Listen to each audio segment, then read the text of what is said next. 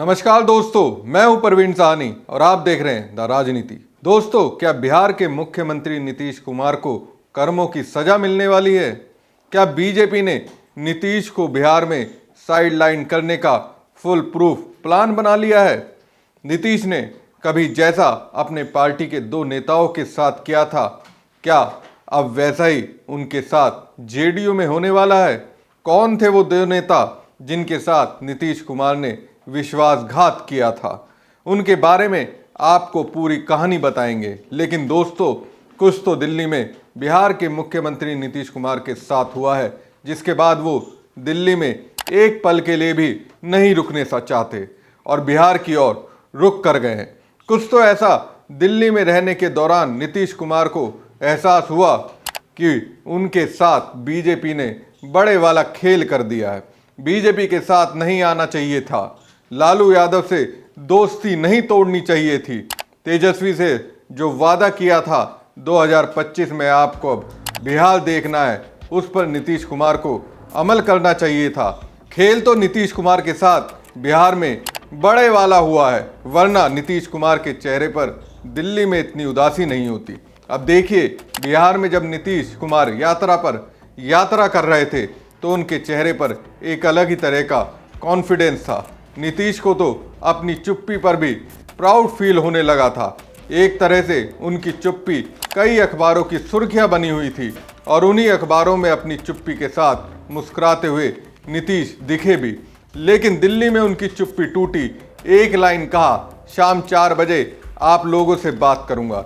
लेकिन शाम 4 बजे तो कब के बीत चुके हैं, वो दिल्ली से अब बिहार आ गए हैं। दोस्तों, दिल्ली में नीतीश के साथ जो हुआ उसके आधार पर तो मैं यही कह सकता हूं कि बिहार के मुख्यमंत्री नीतीश कुमार की राजनीति से सूर्य गायब हो चुका है। चंदा मामा को वो ढूंढ रहे हैं, वो भी दिख नहीं रहे हैं। अभी जो साथ हैं वो उलझी हुई रणनीति में अंधकार में है। दोस्तों, नीतीश कुमार 29 दिसंबर को दिल्ली आए। बताया जा रहा था कि वो किसी रूटीन चेकअप के लिए दिल्ली पहुंचे हैं। पहले दिन उन्होंने मनमोहन सिंह के परिजनों से मुलाकात की। उसके बाद ऐसी खबरें चल पड़ी थी कि नीतीश की मुलाकात प्रधानमंत्री मोदी और बीजेपी अध्यक्ष जेपी नड्डा से भी हो सकती है।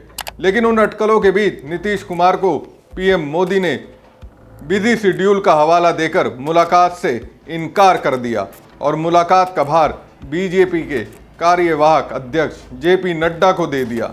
नड्डा जी को भी लगा अब मुलाकात क्या करना, उन्होंने तो मिलने का वक्त ही नहीं दिया।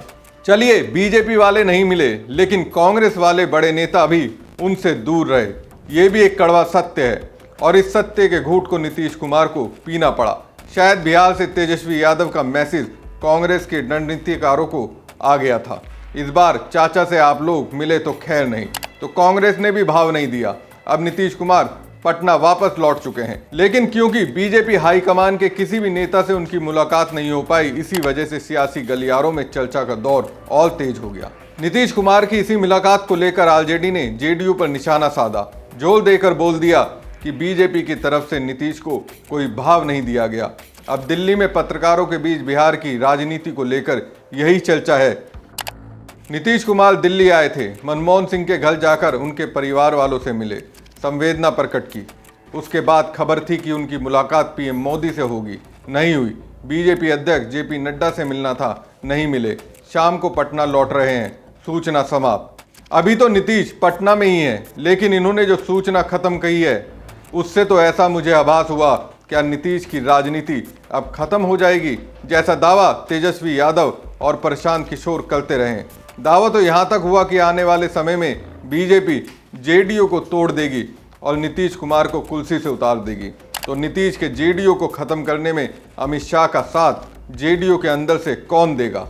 दोस्तों, चंद सालों पहले भी बीजेपी की ओर से जेडीयू को तोड़ने का प्लान तैयार किया गया था। उस वक्त कुर्मी समाज से आने वाले आरसीपी सिंह का इस्तेमाल शाह ने किया था। नीतीश ने उन्हें सिराखों पर बैठाया था। बहुत ही ताकतवर जेडीयू में वो थे, लेकिन शाह ने ऐसी घुट्टी आरसीपी सिंह को पिलाई कि जेडीयू को तोड़ने के रास्ते पर वो चल पड़े। वो तो नीतीश कुमार की किस्मत अच्छी थी कि उनके सामने वक्त रहते ये प्लान लीक हो गया। सहारे के तौर पर उनके पास लालू यादव और तेजस्वी का साथ था, तो नीतीश ने फैसला लेने में देरी नहीं की। आरसीपी सिंह को जेडीयू से बाहर का रास्ता दिखाकर और बीजेपी से हाथ झटककर महागठबंधन में आ गए। लेकिन अब वो पुरानी वाली स्थिति नहीं है। हालांकि इस बार भी तेजस्वी यादव ने नीतीश कुमार को ये संकेत देने शुरू किए, चाचा आपकी राजनीति को तो बीजेपी खत्म करने वाली है। इस बार अमित शाह ने जेडीयू के अंदर नीतीश की राजनीति को खत्म करने के लिए एक परफेक्ट गोटी सेट की है। अमित शाह ने नीतीश को निपटाने के लिए लल्लन सिंह और संजय झा को मोहरे की तरह इस्तेमाल किया है। नीतीश के खास रहे ये दोनों नेता अब अमित शाह के खास हो चुके हैं और इन दोनों नेताओं की जेडीयू विधायकों से लेकर संगठन में बड़ी पैठ है। जेडीयू को लेकर जिस प्लान पर अमल करने के में पहली बार अमित शाह फेल हुए थे, इस बार लगता है उनकी सफलता की गुंजाइश बढ़ गई है। इसलिए नीतीश कुमार को टेंशन वाली स्थिति में आकर बिहार के लिए दिल्ली से फौरी तौर पर दौड़ लगानी पड़ी। जो डैमेज कंट्रोल हुआ उसको कंट्रोल करने की कोशिश में जुट गए हैं। दोस्तों, मैंने स्क्रीन पर लिखा कर्मा लौट कर आते हैं, ये लिखा है बिहार के मुख्यमंत्री नीतीश कुमार के लिए। अब उन्हें पता चलेगा अलटना पलटना उनकी राजनीति के लिए कितना घातक है। दोस्तों, मैंने शुरू में जेडीयू के दो नेताओं का जिक्र किया था जिसकी राजनीति के साथ नीतीश कुमार ने खेल किया। दोस्तों, वो दो नेता जॉर्ज फर्नांडिस और शरद यादव हैं। दोनों की राजनीति का एक वक्त रुतबा हुआ करता था और रुतबे को तोड़ने में नीतीश कुमार का हाथ रहा। अब मैं क्यों दावा कर रहा हूं, चलिए नीतीश के कर्मों की कहानी आपको बताते हैं। दो चुनाव हारने के बाद 1985 में नीतीश कुमार पहली बार विधायक बने। हालात यहां तक पहुंच चुके थे कि नीतीश ने घर पर यह कह दिया था कि उनका आखिरी चुनाव होगा, अगर नहीं जीते तो राजनीति छोड़ देंगे। लेकिन लोक दल के टिकट से हरनौर सीट से नीतीश कुमार ने पहली बार विधानसभा में कदम रखा। उस दौरान नीतीश और लालू करीबी हुआ करते थे। दोस्ती इतनी थी कि राजनीतिक महत्वाकांक्षा को एक तरफ रखकर नीतीश ने अपने समर्थन से लालू को विपक्ष का नेता बनवाया। 1989 में लोकसभा चुनाव हुए। वीपी सिंह राजीव गांधी के खिलाफ बिगुल फूंक चुके थे। वीपी सिंह की लहर थी। नीतीश कुमार को बिहार के बाढ़ से टिकट मिला, जो जीते और पहली बार लोकसभा पहुंचे। वीपी सिंह की सरकार में राज्य मंत्री बनाए गए, लेकिन 1994 में उन्होंने आखिरकार जनता दल से अलग होने का मन बना लिया और तब उन्हें छत्र छाया मिली जॉर्ज फर्नांडिस की। 1994 में जॉर्ज ने जनता दल के 14 सांसदों के साथ मिलकर नई पार्टी बनाई, जनता दल जॉर्ज। नीतीश भी इस दल का हिस्सा बन गए। कुछ ही महीनों बाद जॉर्ज फर्नांडिस और नीतीश ने मिलकर समता पार्टी बनाई। समता पार्टी ने बीजेपी के साथ जाना तय किया और 1998 में अटल बिहारी सरकार में उन्हें केंद्रीय मंत्री बनाया गया। बीजेपी और समता पार्टी की अच्छी जम रही थी, गठबंधन अच्छा चल रहा था और नीतीश की साख भी बढ़ रही थी। फिर 2003 में नीतीश, जॉर्ज फर्नांडिस और शरद यादव ने मिलकर नई पार्टी बनाई, जनता दल यूनाइटेड यानी जेडीयू, जिसके अभी तक सर्वोच्च नीतीश कुमार ही हैं। भविष्य में क्या होने वाला है उनके साथ ये नीतीश कुमार को मालूम है। खैर, 2005 के बिहार विधानसभा चुनाव, तब बीजेपी ने अरुण जेटली को राज्य में पार्टी का प्रभारी बनाया।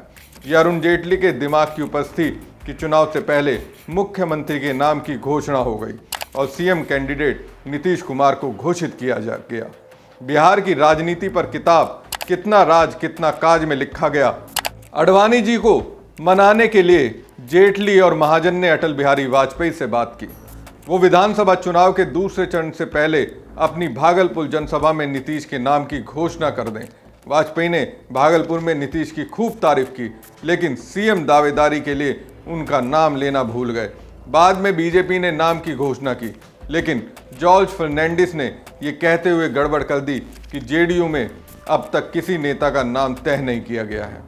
जॉर्ज फर्नांडिस को इस बारे में जानकारी नहीं थी। भ्रम की स्थिति 3 घंटे में दूर हो गई जब जेटली ने उन्हें पूरी बात समझाई। इसके बाद जॉर्ज नीतीश के नाम पर राजी हो गए, लेकिन कहा जाता है कि यहीं से नीतीश और जॉर्ज के बीच एक दरार पैदा हो गई, जो समय के साथ खाई में तब्दील होती चली गई।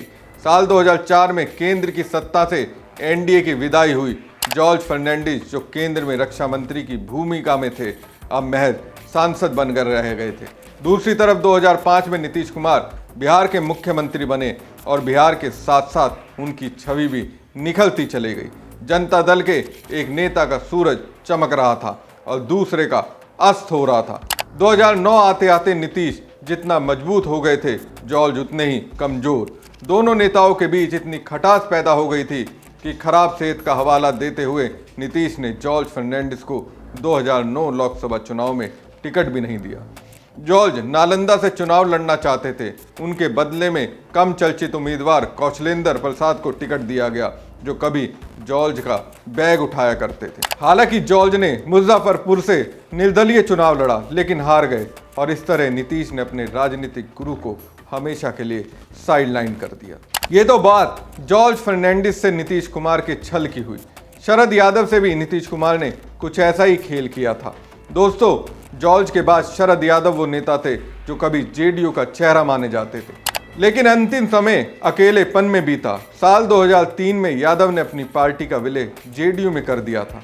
तब से शरद यादव 2016 तक पार्टी के अध्यक्ष रहे। जॉर्ज की राजनीति खत्म होने के बाद नीतीश से इतर शरद यादव ही पार्टी के प्रमुख नेता थे। उनके अलावा केसी त्यागी थे, जो पार्टी के राष्ट्रीय प्रवक्ता होने के नाते टेलीविजन पर पार्टी का पक्ष रखते नजर आते थे।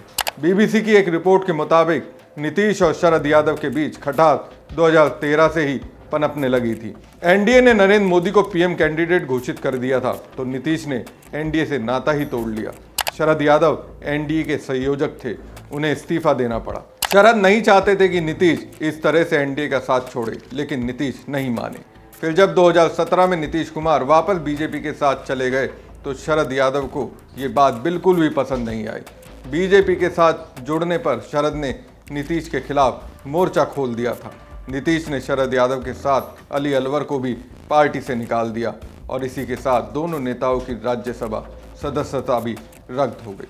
पार्टी से निकाले जाने के बाद 2018 में शरद यादव और अली अनवर ने लोकतांत्रिक जनता दल का गठन किया। 2022 में इस पार्टी का विलय लालू यादव की आरजेडी में हो गया। अब ऐसे में सवाल है, क्या लल्लन सिंह और संजय झा हाथ मिलाकर नीतीश कुमार ने जैसा जॉर्ज फर्नांडिस और शरद यादव के साथ किया था, क्या नीतीश की ओर से मौका परस्ती वाली राजनीति का प्रयोग उन्हीं पर करेंगे? इसलिए मैं कह रहा हूं कि कर्म लौट कर आते हैं। दोस्तों, अभी के लिए बस इतना ही। फिर आपके बीच एक नए टॉपिक के साथ आऊँगा। दोस्तों, आपसे अपील है कि पेज को लाइक करें। अगर सब्सक्राइब नहीं किया है तो सब्सक्राइब जरूर करें।